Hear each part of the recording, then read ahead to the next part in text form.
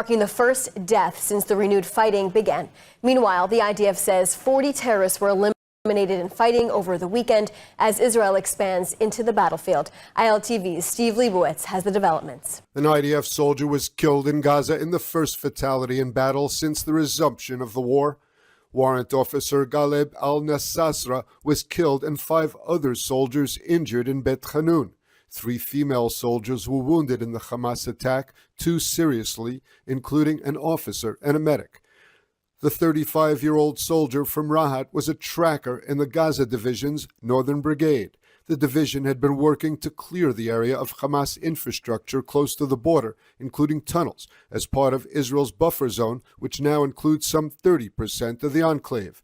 The incident began when soldiers traveling along an IDF logistics road came under fire from Hamas terrorists exiting a tunnel shaft to launch an RPG at their army vehicle. Rescue forces arrived at the scene, led by IDF Northern Commander Omri Mashiach. The terrorists then set off a roadside explosive device near the rescue forces, killing al-Nassasra and wounding 2 other trackers, 1 seriously. The IDF then carried out a wave of strikes in the area in an attempt to eliminate the attackers. In a recorded announcement, Prime Minister Netanyahu told the nation that there was no choice but to continue the war. הנחיתי את צה"ל להגיב בתקיפות ולהגביר עוד יותר את הלחץ על חמאס. אנחנו במלחמת התקומה, מלחמת 7 החזיתות. למלחמה זו יש מחירים כבדים מאוד, כי כל אובדן כזה הוא עולם ומלואו. אבל אין לנו, כעם חפץ חיים, שום ברירה, אלא להמשיך ולהילחם על עצם קיומנו עד הניצחון. The Prime Minister called for the nation to show patience and determination. אנחנו בשלב מכריע של המערכה, ובשלב הזה נדרשים אורך רוח ונחישות כדי לנצח. אם ניכנע לתכתיבי החמאס עכשיו, כל ההישגים האדירים שהשגנו בזכות לוחמינו, בזכות חללינו, בזכות פצועינו הגיבורים, כל ההישגים הללו פשוט ירדו לטמיון. Over the weekend, the Air Force carried out airstrikes at over 150 targets in Gaza, including terror cells and Hamas infrastructure. Since the IDF renewed its Gaza offensive on March 18th, it struck over 1,400 targets. The IDF said that artillery has been targeting weapons depots and rocket launching sites and operatives. The IDF is operating in the Morag corridor, where it killed more than 40 terrorists and destroyed numerous weapons and pickup trucks used by Hamas. In Rafah, troops located and demolished a booby-trapped tunnel that was hundreds of meters long. Ground operations are intended to expand the buffer zone along the border, where the area is relatively elevated and overlooks the Israeli border communities of Nahal Oz and Kfar Aza. And turning to diplomacy, the U.S. and Iran just wrapped up their second round of nuclear talks as both countries agreed progress was made. More from this on ILTV's Mayan Hoffman. The second round of nuclear talks between Iran and the United States wrapped up Saturday in Rome, with both sides calling the discussions constructive.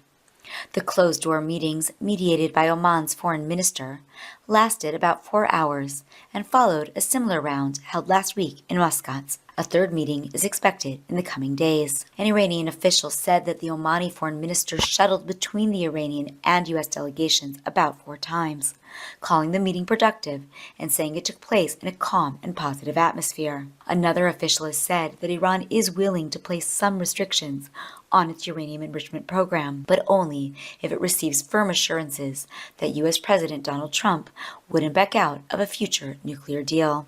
The talks came just days after Trump told reporters he is not rushing to take military action against Iran. Asked on Thursday about a New York Times report that he had blocked an Israeli strike on Iran's nuclear facilities, Trump said, I wouldn't say waved off. I'm not in a rush to do it because I think that Iran has a chance to have a great country. Trump's pivot to diplomacy marks a shift from his previous potentially more aggressive stance. Prime Minister Benjamin Netanyahu responded with a statement stressing that only because of Israel's countless actions, Iran does not have a nuclear weapon in its arsenal today. He stressed that Israel will not allow Iran to obtain a nuclear weapon. The Times report said that Israel had planned a strike for May and that the operation would have required U.S. assistance to succeed and defend against retaliation. But after internal debate, Trump chose to pursue negotiations. However, Trump's message on Iran has remained clear. Iran can't have a nuclear weapon. It's, pretty simple. It's really simple. We're not looking to take their industry. We're not looking to take their land. All we're saying is you can't have a nuclear weapon. Trump's tougher posture dates back to his first term, when he withdrew from the 2015 Iran nuclear deal and reimposed sanctions, slashing Iranian oil exports and worsening its economic crisis. In February, after winning re-election, he revived his maximum pressure campaign, aiming to drive Iran's oil exports down to zero. Thanks, Mayan, for that report. And with or without U.S. backing, Israel is said to be considering a limited attack on Iranian nuclear sites. Meanwhile, Israel and the U.S. continue to face off with the Houthis, the Iranian proxy. More from ILTV's Steve Leibowitz. Israeli officials are reportedly considering a limited assault on nuclear facilities in Iran that would require less U.S. support. Israel has reportedly not ruled out an attack on Iran's nuclear facilities in the coming months. Prime Minister Netanyahu has said that any negotiations with Iran must lead to the complete dismantling of its nuclear program. Over the past months, Israel proposed to the Trump administration a series of options to attack Iran's facilities. The plans reportedly include a mix of airstrikes and commando operations that vary in severity and could set back Tehran's ability to weaponize its nuclear program by just months or a year or more. Speaking last night, Netanyahu declared that he remains fully committed to making certain that Iran does not get nuclear weapons one way or another. אני מחויב למנוע מאיראן נשק גרעיני. אני לא מוותר על זה, אני לא מרפה מזה, ואני לא נסוג מזה. לא מילימטר. Meanwhile, the Iranian proxy in Yemen continues to be an annoyance. Sirens were activated early on Friday morning in Tel Aviv and Jerusalem and all of central Israel when the Houthis fired a missile. The rocket was intercepted but forced millions to shelter. Prior to the sounding of the sirens, a preliminary message was received saying the army identified the launch. Defense systems are operating to intercept the threat.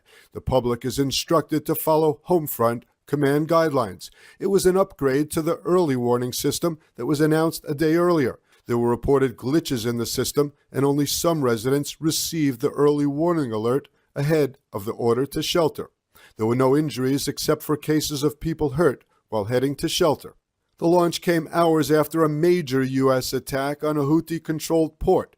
The fresh airstrikes in Ras Isa were the most damaging yet since America began targeting the Iran-backed terrorists in response to their attacks on shipping in the Red Sea and Israel. 80 people were reportedly killed. As we reported, talks continue between the United States and Iran over Tehran's rapidly advancing nuclear program, and both sides are showing optimism after conversations on Saturday. Joining us now to discuss is Dr. Gerald Steinberg, CEO of NGO Monitor. Thanks so much for joining us today. Good to be with you. I first want to ask you about your initial take on the optimism both sides are expressing here. An official from the Trump administration said 4 hours worth of talks in this second round were, quote, very good process. Meanwhile, Iran's foreign minister also signaled positive talks. Does this optimism come as a surprise to you? And what does optimism actually mean? I'm always very cautious about the public statements and the facial gestures, all of those things which are meant to create a certain environment and can be very artificial. I've been watching, and to a certain degree, back many years, I was involved in some of the preparations and discussions on the Iranian nuclear program. It really goes back just about, let's say, 25 years. I've seen lots of ups and downs. I think I'm very, very skeptical about optimistic signals vis-a-vis Iran. Makes me a little bit nervous that if the Americans, if the Trump administration, if Steve Witkoff is buying into the Iranian gamesmanship, and they're very good at the games, that I think is a cause for concern. The Iranians have managed to avoid doing anything serious in reducing their nuclear weapons program, their illegal and illicit nuclear weapons program, for at least 25 years by playing the negotiation game. And that's what I'm afraid we're in right now. And we know that no deal would be decided in the first few rounds of talks, but we are anticipating the next one to take place this Saturday between U.S. Special Envoy Steve Witkoff and the Iranian foreign minister. What could happen in this third round of conversations? What is interesting and what is somewhat different is that these are direct talks, and we know that they're taking place. When the Obama administration held talks with the Iranian regime back in this was around 2013, it was all very secret. Israel was cut out, nobody knew about them. And we ended up with a terrible agreement, which is basically useless. It allowed the Iranians to continue to develop their nuclear capabilities. They played around with certain numbers. I won't go into that now. But now what we know is that the negotiations are taking place. And what's also interesting is that originally the Iranians said they will not be direct with the Americans. They collapsed on that immediately and agreed to talk directly to Mr. Witkoff. So the fact that we're about to have the third set of negotiations, not 6 weeks apart or 3 months apart, but a few days apart, does suggest from the American perspective what Mr. Trump has been saying, and that is we want a quick agreement, or we'll know very quickly if this is going to fail. So the Iranians are being given a chance to show that they're willing to reach some sort of diplomatic compromise. Still have to be very skeptical about that. And that leads us to our next question. There's definitely mixed emotion when it comes to these talks. Trump said before they began the talks, if a deal is not made with Iran, he would strike them using Israel as its main power source for it. But people are worried that the U.S. is even negotiating with a regime that is funding terrorism in the Middle East, specifically with Hamas. Do you think these negotiations are dangerous? I guess I'm going to be somewhat optimistic despite what I said before and despite the track record. Cautiously optimistic is about the most I'm willing to do. And the reason is Iran is in a very, very, very weak position now. That they've lost their Hezbollah allies. They've basically lost the Houthis. It looks like the Americans have done a lot of damage to the Houthi capability, and they may lose control of that part of Yemen that they've had for a number of years. And so Iran, also its economy, is in a disaster, and they're facing a lot of internal conflicts. So it might be, and that's where Trump has some experience and has some successes, that being in a very weak position, the Iranians will be forced to make major concessions and allow serious inspections, not the kind of games they've been playing in the past, but serious inspections, freezing their program, drawing it down so they will not have a nuclear weapons capability. Not now, not in 6 months, not in 6 years. That's the goal. If Iran really is concerned about an American attack and the weaknesses that the Iranian regime has, and they might lose power, then perhaps they will go in this direction of reducing and freezing and drawing back their nuclear program. But certainly Israel will be watching very closely, as will many Americans, because this has been a pledge that every president has made, basically since the days of Bill Clinton. Iran will not have nuclear weapons, they've all said. But really, they haven't stopped the program. Do you really see the United States making a deal with Iran? Do you think the United States is bending more than what they actually should, considering these talks are still ongoing? Well, we're dealing with President Trump. President Trump is the ultimate deal maker, at least in his own mind and among the people that he works with. He wants to give this a chance to reach an agreement. On the other hand, we also know that his grand declarations and meetings to reach an agreement to end the war in Ukraine have gotten nowhere. His threat that all hell will break loose if Hamas doesn't release the hostages never happened, and we're back to exactly where we were 3 months ago. So I think they're, on the one hand, they want to reach an agreement. On the other hand, they may be underestimating the obstacles that exist and have been there for so many years. And we appreciate your perspective on this as all of this news continues to unfold. Thanks so much for joining us today. Thank you. Good to talk to you. And in a powerful partnership between Ynet Global, ILTV News, and Israel Plus, we invite you to a special virtual event marking Yom HaZikaron and Yom HaTzmaut. This broadcast honors the heroes of October 7th, those who defended Israel, and the brave individuals, Jewish and non-Jewish, who have stood up for Israel and against anti-Semitism over the past 18 months. Tune in on April 28th at 7 p.m. Israel time across all platforms for in-depth panels, moving tributes, and exclusive interviews with key voices shaping the future of Israel and the Jewish people. Get updates and see the full list of speakers, including Rachel and John Goldberg-Polin, parents of hostage Omer Nutra, Bedouin Police Commander Major General Ramo Al-Huzel, and Re'im Festival organizer Rami Shmuel. Just scan the QR code on your screen. And the family of American-Israeli Idan Alexander is hopeful their son is still alive and is calling for the United States to return to direct talks with Hamas after the terror group claims his captor was found dead, although the IDF has not confirmed any information on this. Here's what you need to know. I think we should engage back with them directly and see what can be done in regards of my son for American dead hostages.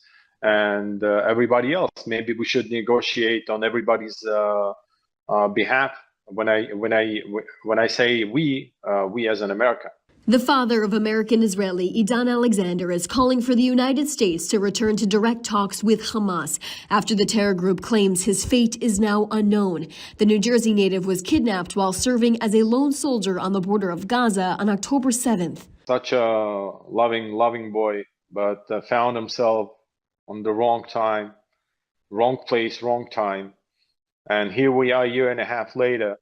I never thought that we'll be talking in the terms of years. We thought it will be weeks, maybe months, but here we are a year and a half later. It's about time to pass it over the finish line. The same day, Hamas reportedly rejected another ceasefire deal that would have lasted for 6 weeks. The terror group says they don't know the fate of Alexander. The 21-year-old was recently seen alive in this propaganda video by the terror group, which was released last week, but they now claim his main captor in captivity was found dead, making his fate unknown. The IDF has not confirmed any information on this, as his father tells Reuters in a recent interview he wouldn't comment on the claims. He believes the United States needs to lead future negotiations as he sends this message to President Netanyahu. Stay committed to the second phase. It's still not clear why the second phase of the deal wasn't executed properly, why the IDF went back to fighting. It was laid down, first phase, second phase, third phase. So it's really not clear who is in violation of the second phase right now. That's why America needs to stay engaged, supervised, and keeps everybody accountable and everybody on a short leash. On Saturday night, the terror group released a video of hostage Elkan al-Bokhbot, the third time he's seen alive in recently released videos. This time, Hamas forced him to stage a phone call between his wife and young son. The horrifying video is difficult to watch, as his family said in a statement they are extremely concerned about his physical and mental condition. Meanwhile, the families of some hostages returned to southern Israel today to call out the names of their loved ones still held in Gaza through a large loudspeaker. The uncle of Elkan al-Bokhbot was there, who was called out the recent propaganda video of his nephew and calling it obscene. The families went to Kibbutz Nir Oz, and in the emotional event, and the grandmother of American-Israeli Idan Alexander was also there and put a photo of her grandson on the fence. Over the weekend, the IDF says they killed 2 Hezbollah operatives in separate strikes south of the Litani River, including its head of Southern Communications. Hezbollah leader Naim Qassam issued a defiant rejection of the Lebanese president, saying they won't let anyone disarm the terror group, saying, quote, the U.S. is reportedly pressing the Lebanese government to force Hezbollah to hand over its weapons as Israel continues to strike Hezbollah operatives in a near-daily basis. Qassam said Hezbollah is ready for dialogue on defense strategy for Lebanon, but not under the pressure by Israel. The IDF is holding 5 small outposts inside southern Lebanon. And a back and forth between Harvard University and the White House has created a clash between the two after reports say an unauthorized letter with demands may have been sent to the school by accident. The New York Times reported the letter sent by the Trump administration's acting general counsel of the Department of Health and Human Services, who is also on the anti-Semitism task force, should not have been sent. But a senior White House official tells the paper the administration stands by the letter and says Harvard should have held talks with them, but instead, quote, went on a victimhood campaign. Meanwhile, Harvard is pushing back at the claim, saying the letter was signed by 3 federal officials, placed on official letterhead, and was sent on time as promised.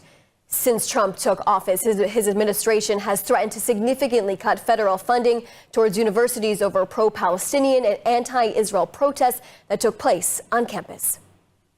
In a rapidly changing Middle East, Israel must stay ahead of emerging threats. What cutting-edge technologies will keep Israel safe? Brigadier General Professor Jacob Nagel reveals the bold strategies and breakthrough defense tech he recently recommended to Prime Minister Netanyahu in an exclusive security briefing from the American Technion Society. Iran is weaker than ever, and someone has to take the opportunity doing something about it. Visit ats.org/Nagel to watch the full briefing now. And a new U.S. ambassador is finally in Israel. So where did Mike Huckabee make his first stop? ILTV's Mayan Hoffman takes us to the scene in Jerusalem. Trump's newly appointed ambassador to Israel, former Arkansas Governor Mike Huckabee, arrived in the country. He made his first official stop at the Western Wall in Jerusalem on Friday. On this, my very first day as the ambassador to the State of Israel, it was such an honor and an incredible privilege to place on behalf of the President of the United States, President Donald J. Trump, a prayer that he wrote in his own hand and initialed, handed to me in person last Thursday at the White House, with the hope that I would bring it and place it in the wall with the best wishes and the prayers of the American people for the peace of Jerusalem and for the return of the hostages. The relationship between the United States and Israel is not ceremonial. It is deep. It is rooted in our love of democracy, in our love of the Judeo-Christian understanding that every life has worth and value. Thanks so much for that report, Mayan. And today is Easter Sunday, and thousands of Christians from Israel and visiting pilgrims are in Jerusalem to celebrate. Let's take a look.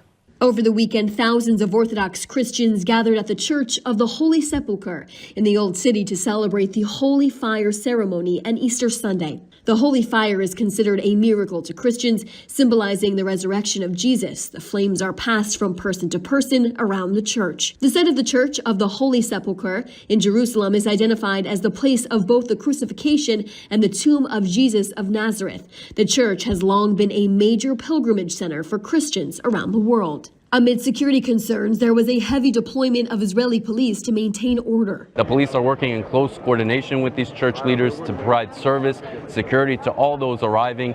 There are certain areas of the Old City that you're going to see which are closed off, but this is due to provide service for those taking place in the processions. Meanwhile, the close quarters of the Old City are always a challenge. You're going to have crowds that are going through with drums, with candles, and we want to ensure that they have a clear path to walk through, and that's why you'll see certain areas that are closed off. As I mentioned, of the hundreds of police officers that are spread out, we have some that are overt, some that are covert, and we also have those that are watching cameras, because at the end of the day, we are in a time of war. Security is a main issue, especially here in Jerusalem, and we want to provide top service to all those arriving. And with that, freedom of religion is guaranteed in Israel, even during a war. And let's take a look. The Vatican today announced the passing of Pope Francis. The announcement came only a day after the pontiff made a much-awaited appearance at St. Peter's Square on Easter Sunday. He was 88 years old. In that final message, Francis said the situation in Gaza was dramatic and deplorable, and he called on Hamas to release all Israeli hostages. He also condemned what he called the worrisome trend of anti-Semitism in the world. President Herzog offered his condolences to the Christian world and said Pope Francis dedicated his life to uplifting the poor and calling for peace in a troubled world. Tensions continue in the north, where the IDF chief of staff visited troops on the Syrian Golan, and the Israeli Air Force targeted a top Hezbollah commander working with Iran to rehabilitate the terrorists in Lebanon. More from ILTV's Devo Klein. Hezbollah continues to violate the ceasefire agreement, prompting fresh airstrikes by the Israeli Air Force. The Air Force targeted Hussein Ali Nassar, the deputy chief of Hezbollah's Unit 440, which is responsible for smuggling weapons into Lebanon. Nasser worked alongside Iran to bring funds into Lebanon to smuggle weapons via the Beirut airport. In a first since the ceasefire with Israel, the Lebanese army has confirmed that it foiled a rocket attack on Israel. The army announced that it arrested those involved and confiscated rockets and launch pads in an incident tied to rockets fired at Israel in March. According to the statement, army forces raided an apartment in the city of Sidon and arrested a number of individuals. There were earlier media reports of arrests in the same case. The army also said it foiled a new rocket attack that was being planned. The rocket fire in March triggered intense Israeli airstrikes on Hezbollah targets in Lebanon. Staying in the north, IDF Chief of Staff Eyal Zamir visited troops stationed in the Syrian Golan and said that the land seized after Assad's fall is vital for Israel. Zamir approved plans for ongoing defensive and offensive operations in the area. Zamir also said that the territory is vital for Israeli security, explaining, quote, "We entered here to protect ourselves by holding key points on the northern front lines." The IDF chief said, quote, "From this place, we see everyone on this ridge. This is a strategic point. We don't know how things will develop here, but our hold here has an extremely important security significance." Reports from Arab mediators indicate that for the first time, Hamas could be willing to make an offer to partially disarm and end its Gaza governance. Israel calls it a non-starter. According to reports in the Israeli media, Hamas told Arab mediators last week that it's willing to enter a long-term truce with Israel, during which it will halt all military operations, including the development of weapons and the digging of tunnels. The terror group is reportedly seeking a comprehensive deal in which it would also agree to cede control of Gaza governance. The terror group is reportedly seeking a comprehensive deal in which it would also agree to cede control of Gaza governance to an independent body of Palestinian technocrats, as envisioned by an Egyptian proposal for a post-war Gaza. Hamas officials reportedly indicated willingness to have all of the group's weapons placed in a guarded warehouse, according to the Arab mediator. As for the length of the truce, Hamas is willing to have it for 5, 10, or even 15 years, a Palestinian official said. The idea goes further than Hamas has been willing to go in the past, but still falls well short of the full disarmament that Israel is demanding, and is, accordingly, a non-starter.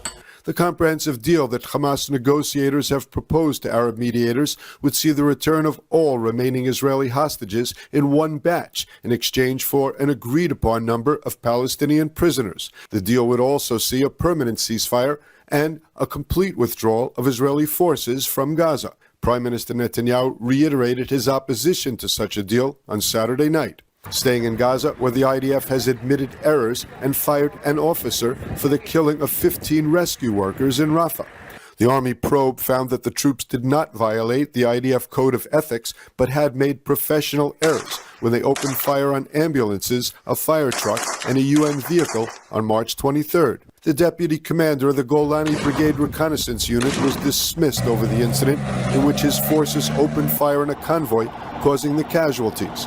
The commander had misidentified the convoy as Hamas-disguised ambulances. Israeli hostage families gathered at the Gaza border shouting messages of hope to their loved ones and demanding a deal to bring them home after 562 days. More from ILTV's Mayan Hoffman. Families of hostages held in Gaza gathered near the border on Sunday to demand their loved ones' release. The protest near Kibbutz Nir Oz came one day after Hamas released a new video of hostage Elchana Bochbat. Relatives shouted messages through loudspeakers toward Gaza in the hope that the 59 remaining hostages, 24 who are still assumed to be alive, might hear them. Elchana Bochbat's uncle Menashe Harush slammed the video of his nephew, calling it obscene, and saying that Israel should secure the release of all the hostages in one deal, not in stages. "We are worried," Harush said. "Every day is dangerous." Among those calling out was Tal Kuperstein, father of hostage Bar Kuperstein, who struggles to speak due to a medical condition. Still, he called out his son's name again and again. Yehuda Cohn, the father of 20-year-old Nimrod Cohn, said Netanyahu is prolonging the war at the expense of the hostages and called on U.S. President Donald Trump to intervene. We are here to again shout to our loved ones in Gaza that we are fighting for them. But let's be honest, they won't hear us. My son won't hear me. So my purpose here is again to shout to Netanyahu to go for a hostage deal. Nimrod's mother, Vicky, also took to the microphone, urging her son not to lose hope. Lishai Lavi-Miran spoke about her husband Omri and the pain of their two daughters, Roni and Alma. Omri li, kol hayom, kol yom, אנחנו מחכות לך. כל בוקר רוני ואלמה מתעוררות ושואלות מתי אבא עומרי יחזור מעזה. לי אין תשובה. Freed hostage Ilana Gratuski, whose boyfriend Matan Zangakar is still held in Gaza, cried as she shouted to him in Hebrew and in Arabic. Habibi!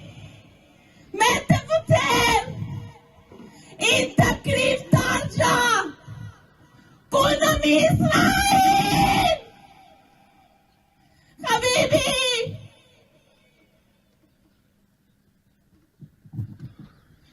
מתן, טלטלים יפים שלי, אל תאבד את האור שלך, אל תאבד את הכוח שלך, אל תאבד את החיוך שלך, כי אני לא אנוח עד שאני אעמוד בהבטחה שלי ותחזור אלינו הביתה איפה שאתה אמור להיות. And Varda Ben Baruch, grandmother of captive soldier Idan Alexander, called on Israel to end the fighting and bring everyone home. סבתא ורדה כאן, אני ממש מרגישה קרובה אליך. עידנילה, אמנם אני עייפה, אבל אני לא מוותרת. סבתא לא מוותרת על הנכד. After both the United States and Iran expressed optimism after their second round of talks regarding Tehran's rapidly advancing nuclear program, the countries will be meeting for a third time in the coming days. ILTV's Shosh Bedrosian reports that Tehran is now saying experts will meet in Muscat to start designing a framework for an agreement. Iran's foreign minister involved in negotiations is now saying both countries agreed to begin drawing up a framework for a potential nuclear agreement after both sides expressed optimism from two rounds of talks. With the second meeting in a week on Saturday, with an official from Oman being the communication liaison in between them, 4 hours of talks led to, quote, very good progress, according to an official with the Trump administration. Foreign Minister Abbas Araghchi said on Iranian state TV, talks with U.S. Special Envoy Steve Witkoff made, quote, progress on a number of principles and goals and ultimately reached a better understanding. With reported progress made, it's unclear if the Iranian regime is feeling the pressure from President Donald Trump after he said if a deal is not made, they risk a possible American or Israeli military strike on their existing nuclear sites.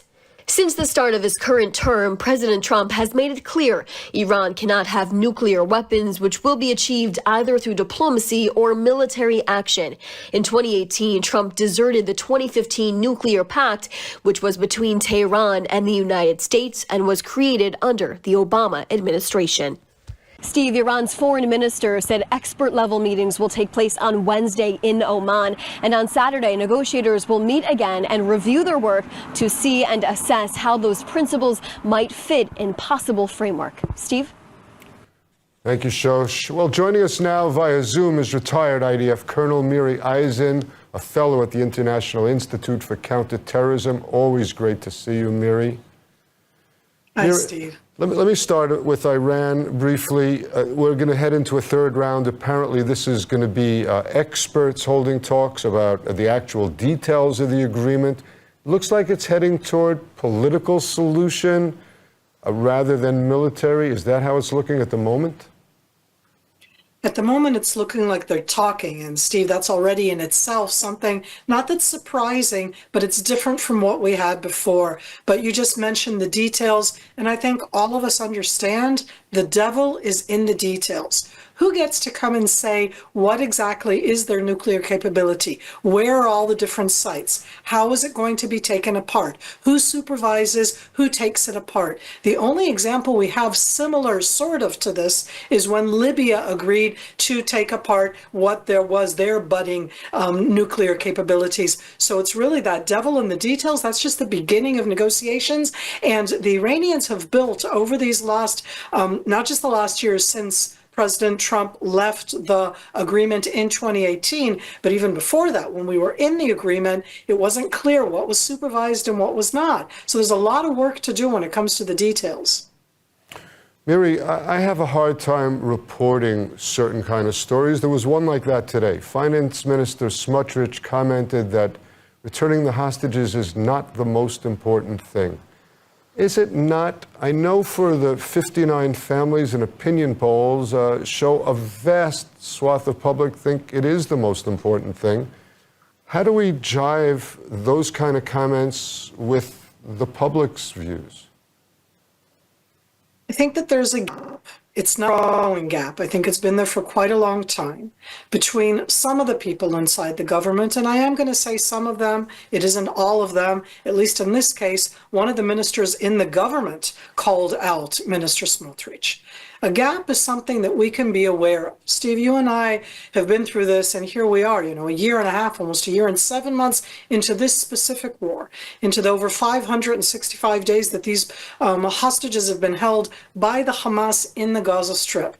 And I want to say, I think that getting all of the hostages back is the most important thing.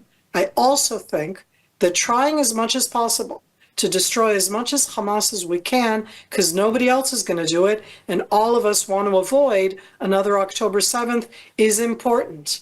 Personally, to me, it's more important to get the hostages back. I think that's more important for the state of Israel. But I can understand, even if I don't agree, an opinion, and it's an opinion, that says that it's not the most important thing. I completely disagree with that. But as I said, I know that at the end it is very important to destroy Hamas capabilities. Miri, I want to ask you about a story that I wrote today, and I didn't believe it even as I was writing it. It was a report about Hamas reportedly willing to give up governance and hand over their weapons to be stored away in closets for a rainy day. A spin? Or is Hamas really contemplating a change that potentially, at least, could bring an end of the war and, in effect, Hamas surrender? So when you wrote that, one of the things that we have to look at is who is saying that.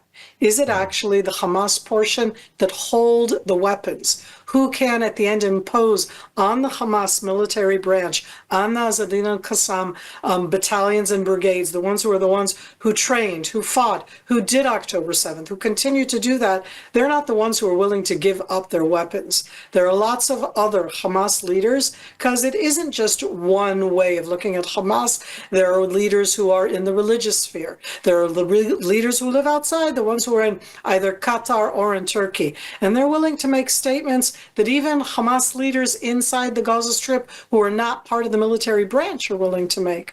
So yes, I absolutely believe that you can write about Hamas leaders who say such a thing. I don't think anybody can implement that. So it's not necessarily a spin, but it absolutely is something that cannot be implemented, similar in its own way, Steve, to exact same thing that's happening right now in Lebanon, and the different talks there also about taking Hezbollah's capabilities away. And on the one hand, you hear Lebanese saying that, and on the other hand, you have Hezbollah saying not going to happen. So I look at both of them and say nobody is going to disarm Hamas. Sadly, I don't think anybody will disarm Hezbollah except for one place, and that's at the end. The Israeli Defense Forces, the IDF, and even we cannot disarm them completely.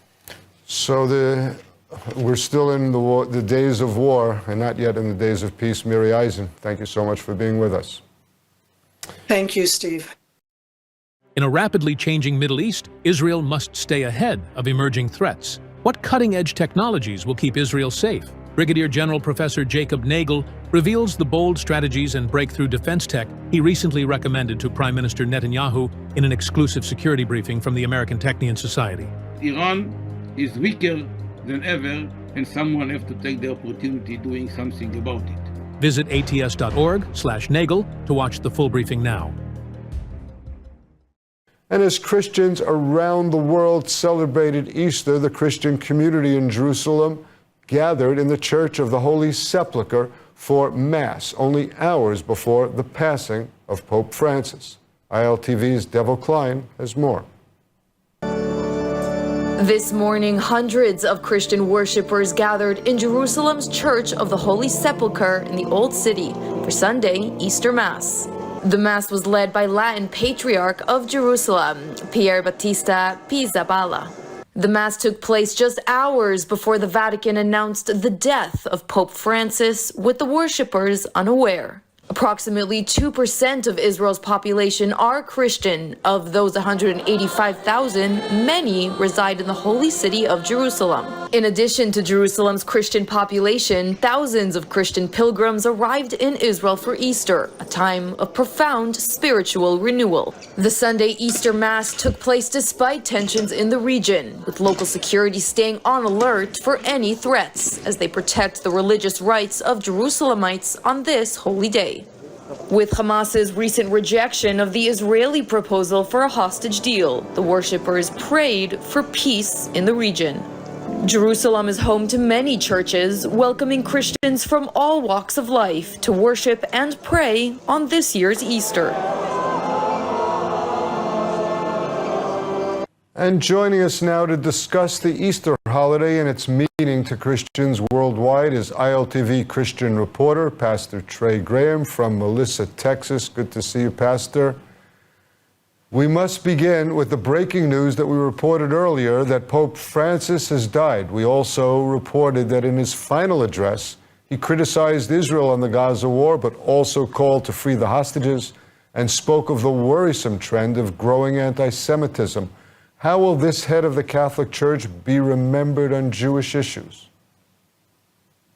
Pope Francis died earlier this morning, as you say. He has been the Pope since 2013, and his record on Israel is quite mixed. As you say, he spoke against anti-Semitism. He called the Jewish people the elders of the faith, but at the same time, he promoted and supported a Palestinian state. The Vatican recognized a Palestinian state a few months before he became the Pope, and he has called for investigations of whether the actions of the IDF in this war are a genocide. He didn't call it a genocide, but he said it's worthy of an investigation, and so it's a very mixed legacy. Of course, we don't know who's going to be the next Pope, but when he does come on, we'll bring you back to see what we know about his ties to the Jewish community. Trey, like many Jews growing up in the States, I really knew very little about the holiday of Easter, except something about bunnies and Easter eggs. Can you enlighten us? Well, for those of us who follow Jesus and study the Bible, Easter has nothing to do with Easter eggs and bunnies. That's the commercialization of the holiday.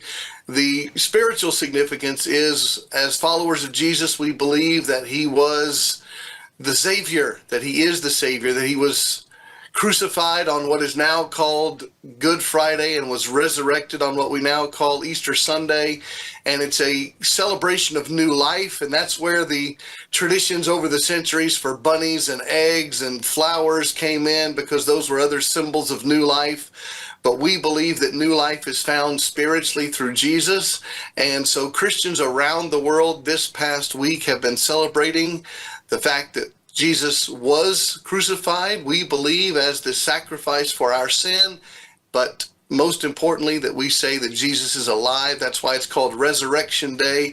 And really, every Sunday becomes a celebration of the resurrection. That's why over the centuries, the Christian day of worship moved away from Saturday, from Shabbat, even though Christianity, we all know, has Hebrew roots. It moved to a Sunday day of worship because every day, every week on a Sunday is a celebration of the resurrection.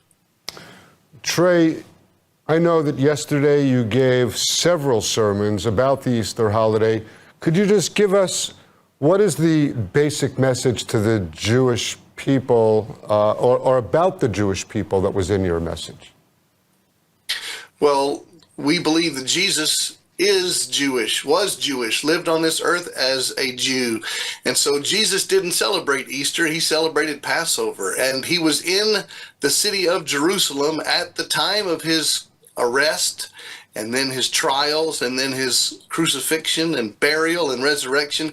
He lived in the Galilee. He was not a resident of Jerusalem, but he was there for the holiday like so many thousands of others were there.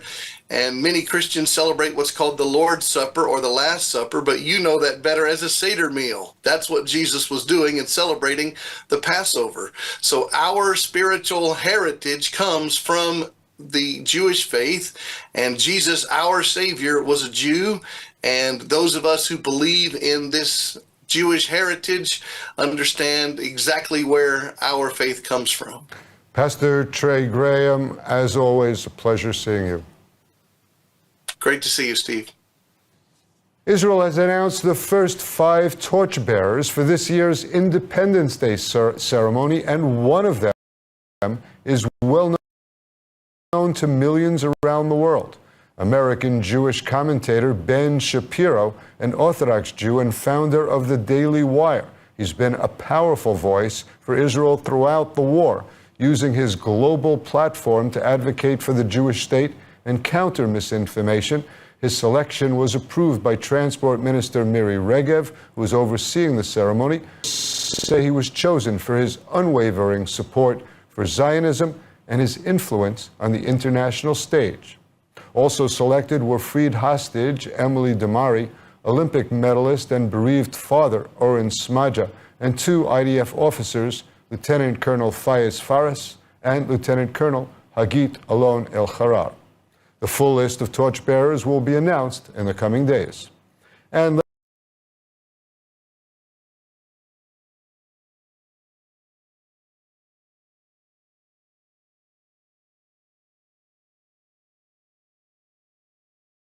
we begin today's show marking day 562 days